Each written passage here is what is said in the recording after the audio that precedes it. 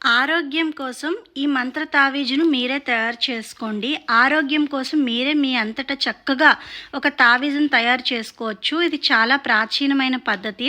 ఇది శనివారం పూట చేయాలండి. శనివారం పూట ఉదయం స్నానం అయ్యాక లక్ష్మీనారాయణుడి పటం ముందు ఆవు నెయ్యితో దీపం పెట్టి అప్పుడు ఇదంతా చేయాలండి.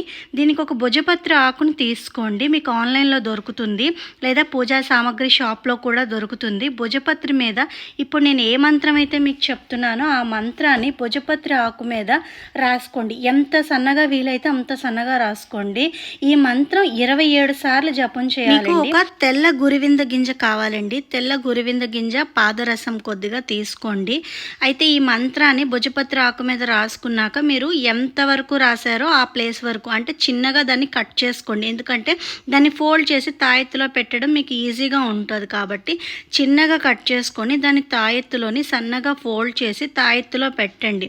దాని తర్వాత ఒక గురువింద గింజ అంటే తెల్ల గురువింద గింజని మీరు వేసుకోండి. అది వేయటం వల్ల మీకు చాలా శక్తివంతంగా ఈ తాయీజు పనిచేస్తుంది. తర్వాత చిన్న పాదరసం వేయండి.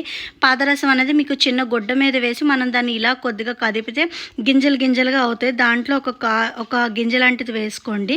తర్వాత జపం చేసి 27 సార్లు ధూపం చూపించి హారతిచ్చి ఎర్రటి దారాన్ని కట్టి ఆడవాళ్ళైనా సరే మగవాళ్ళైనా సరే మెడలో లేదా కుడి చేతికి ధరించండి. ఇలా చేయటం వల్ల మీకుండే అనారోగ్య సమస్యలు, నరదృష్టి, చెడు ప్రభావం ఏది తగలకుండా ఆరోగ్యంగా ఉంటారు.